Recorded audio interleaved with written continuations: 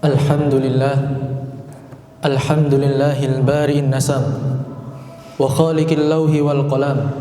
Ahmaduhu ta'ala 'allamal insana ma lam ya'lam.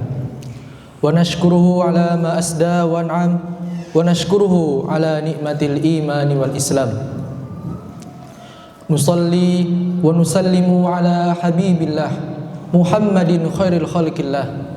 Ballaghar risalah wa addan amanah wa nashal ummah wa jahada fillah alladzi kharajan nas minad dhulumatil kufri ila nuril iman.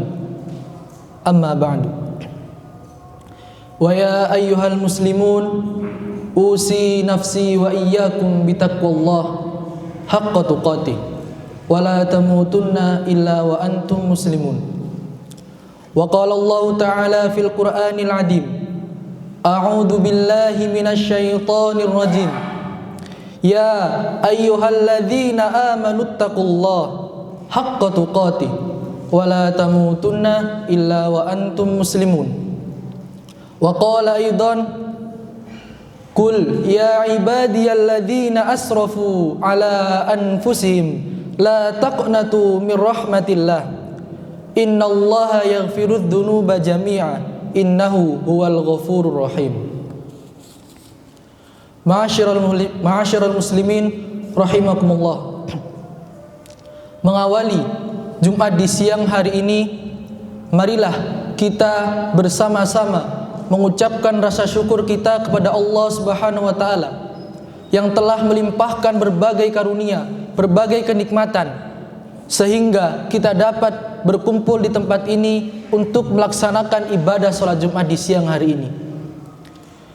Nikmat ini adalah salah satu nikmat yang wajib kita syukuri, karena perintah sholat Jumat dilekatkan dengan kata iman, sekaligus menandakan tingkat keimanan kita kepada Allah Subhanahu wa taala. Berapa banyak saudara-saudara kita, berapa banyak orang di luar sana yang mengaku dirinya beriman kepada Allah Subhanahu wa taala, namun tidak sempat melaksanakan ibadah Jumat sebagaimana yang kita laksanakan di siang hari ini. Masyarul muslimin rahimakumullah. Dalam sebuah hadis yang disahihkan oleh Syekh Albani rahimahullah, dikatakan ada 3 perkara yang dapat membinasakan manusia.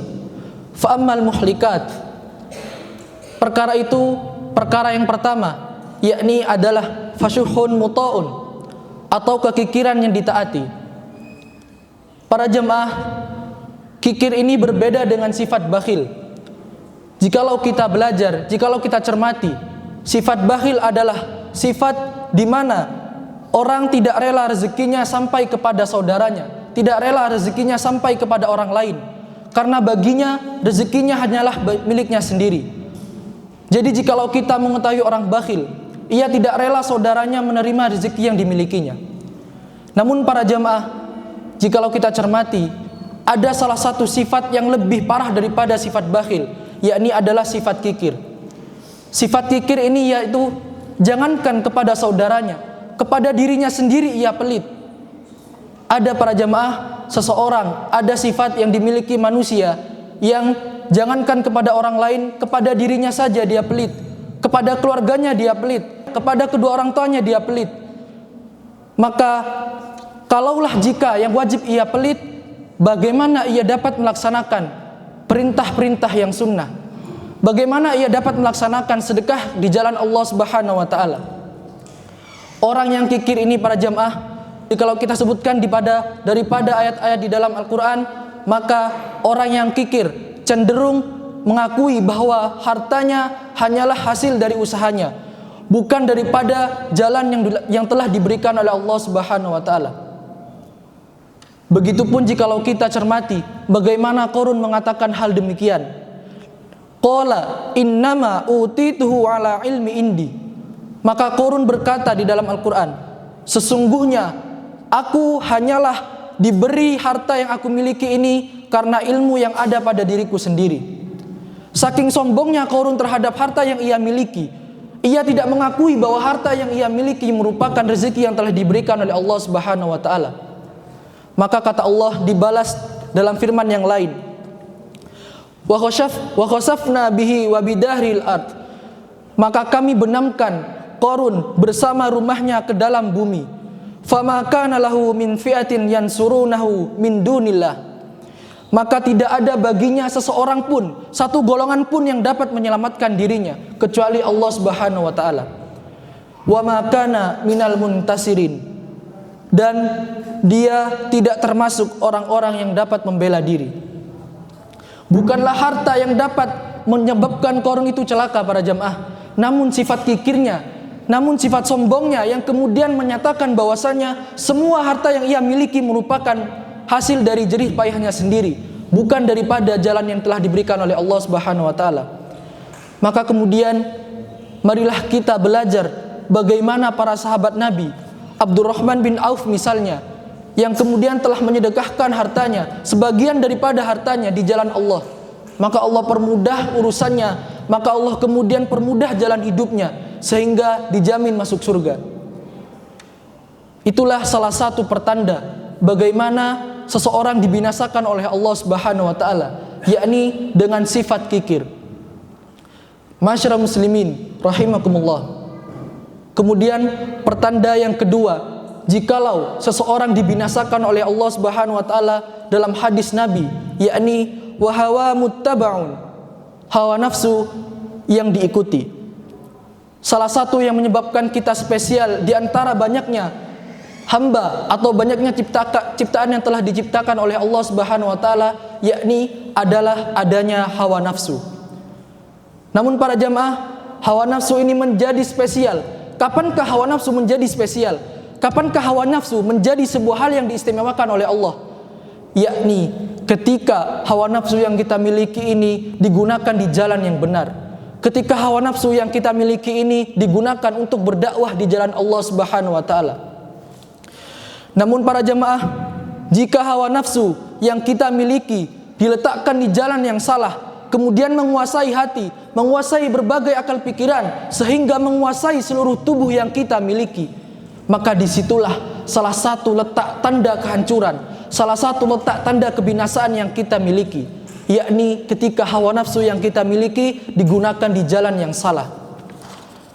Maka para jamaah, kita perhatikan, ketika cinta seorang ayah kepada anaknya di jalan yang benar, ketika cinta seorang anak kepada orang tuanya di jalan yang benar, maka ia akan melakukan suatu hal yang tidak akan pernah dilarang oleh Allah Subhanahu wa taala. Sehingga cintanya kepada keluarganya, cintanya kepada anaknya dilandasi dengan cintanya kepada Allah Subhanahu wa taala. Ia hanya berani melaksanakannya ketika itu berada di jalan Allah, ketika itu ada di jalan yang telah dihalalkan oleh Allah Subhanahu wa taala. Namun para jamaah, marilah kita perhatikan bagaimana jikalau seorang jikalau cinta yang dimiliki ayah kepada anaknya berada di jalan yang salah, jikalau cinta seorang anak kepada orang tuanya justru melebihi cintanya kepada Allah Subhanahu wa taala, maka para jamaah, yang ia lakukan adalah segala hal akan ia tempuh meskipun itu dilarang oleh Allah Subhanahu wa taala. Ia tidak peduli meskipun cara itu adalah cara yang haram. Ia tidak akan peduli meskipun cara itu adalah cara yang telah dilarang oleh syariat Allah Subhanahu wa taala. Yang ia pedulikan hanyalah satu, bagaimana keinginannya itu dapat terwujudi, bagaimana keinginan keluarganya itu tenang, bagaimana keluarganya itu nyaman, meskipun harus dengan cara menyusahkan orang lain, meskipun dengan harus menyusahkan, harus dilarang dengan cara yang telah disyariatkan oleh Allah Subhanahu wa taala. Maka ia tidak akan peduli meskipun yang ia lakukan adalah hal-hal yang haram. Ia tidak akan peduli meskipun cara yang ditempuh adalah cara yang salah, asal keinginannya tercapai. Walaupun para jamaah, walaupun Allah tidak akan meridhoi apa yang telah ia lakukan. Itulah itulah tanda kedua jikalau kita melihat bagaimana cara kita dibinasakan oleh Allah Subhanahu wa taala. Ketika karunia akal dan perasaan ini kalah dengan hawa nafsu yang kita miliki. Hawa nafsu yang kita miliki justru ada di jalan yang salah. Maka kata Allah dalam firman-Nya, lahum qulubul la yafqahuna biha. Mereka memiliki hati yang tidak mereka gunakan untuk memahami ayat-ayat Allah. Walahum a'yunul la yubsiruna biha. Mereka memiliki mata yang mereka gunakan, yang tidak mereka gunakan untuk melihat ayat-ayat Allah. walahum adzanul la yasma'una biha, dan mereka memiliki telinga yang tidak mereka gunakan untuk melihat ayat-ayat Allah, untuk mendengar ayat-ayat Allah. Maka kata Allah, ulaika kal an'am bal hum adol, maka mereka itulah seperti hewan ternak, bahkan lebih hina daripada hewan yang ternak. Itulah para jamaah tanda kedua. Jikalau kita tidak bisa menuruti hawa nafsu yang kita miliki, maka kita akan lebih hina daripada hewan ternak, lebih hina daripada binatang.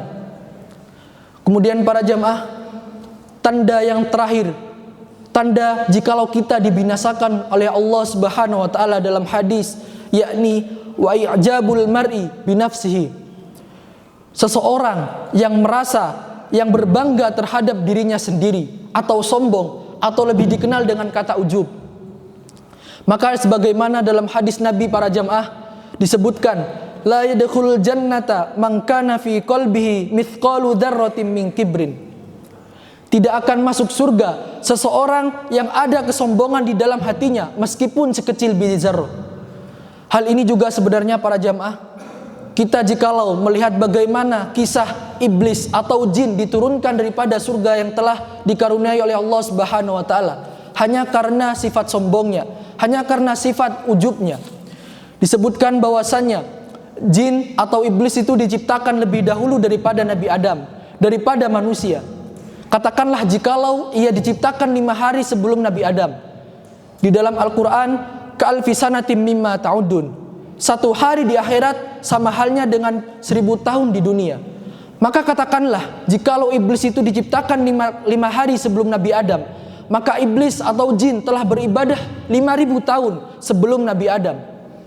Maka dapat kita simpulkan bahwasannya, jikalau kita mengandalkan keimanan kita, jikalau kita mengandalkan keimanan kita, maka tentu jin dan iblis dahulunya lebih pandai, lebih beriman daripada Nabi Adam.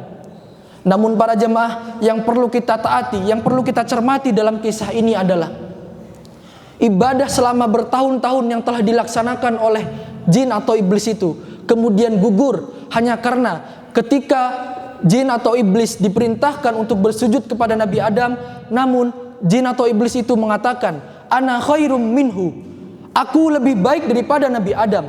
Sifat ujub yang dimiliki oleh iblis, sifat ujub yang dimiliki oleh jin, menyatakan bahwasannya ia lebih baik daripada ciptaan Allah yang lain, daripada Nabi Adam. Kemudian ibadah yang telah dilaksanakan oleh jin dan iblis tersebut tidak diterima oleh Allah. Kemudian ia diturunkan ke dalam neraka dan juga dalam bumi, hanya karena ia merasa sifat ujub. Maka kemudian para jamaah, inilah yang kemudian menjadi salah satu poin penting di kehidupan kita. Jikalau kita beribadah bertahun-tahun, jangankan bertahun-tahun, berhari-hari saja, kemudian kita merasa ujub, merasa berbangga, merasa paling benar di antara saudara-saudara kita yang lain, maka itu adalah salah satu tanda bahwasannya kita telah dibinasakan oleh Allah Subhanahu wa taala. Maka para jemaah, yang perlu kita cermati dalam hal ini adalah bagaimana kemudian manusia memiliki sifat yang mudah, yang senang untuk dipuji. Itulah salah satu sifat yang dimiliki oleh manusia. Maka kemudian para jemaah, jikalau kita diberikan pujian oleh manusia lain, oleh saudara-saudara kita yang lain, kita harus sadar bahwa apa yang telah kita miliki di dunia ini merupakan apa yang telah diberikan oleh Allah Subhanahu wa taala. Kita yang hidup di dunia ini bukanlah milik kita, namun milik Allah Subhanahu wa taala. Maka jikalau para jamaah kita dipuji oleh saudara kita misalnya, kita kemudian dipuji oleh saudara-saudara yang lain tentang keimanan kita, tentang keilmuan, tentang harta dan hal yang lain sebagainya, maka kita kembalikan pujian tersebut kepada Allah Subhanahu wa taala dengan mengucapkan alhamdulillahi rabbil alamin. Barakallahu li wa lakum fil Qur'anil adim, wa nafa'ani wa iyyakum bima fihi minal ayati wadh-dhikril hakim, wa taqabbal minni wa minkum tilawatahu innahu huwas samiul alim. Ud'ullah yastajib lakum jami'an insyaallah.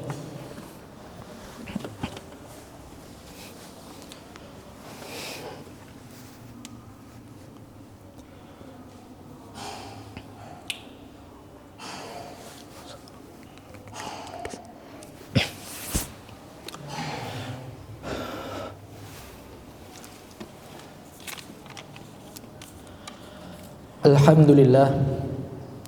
Alhamdulillahi wa kafa. Wassalatu wassalamu ala Rasulillahil Mustafa wa ala alihi wa sahbihi wa man wafa. Amma ba'd. Asyhadu an la ilaha illallah wa asyhadu anna Muhammadan abduhu wa rasuluh. La nabiyya wa la rasula ba'da. Ma'asyiral muslimin rahimakumullah.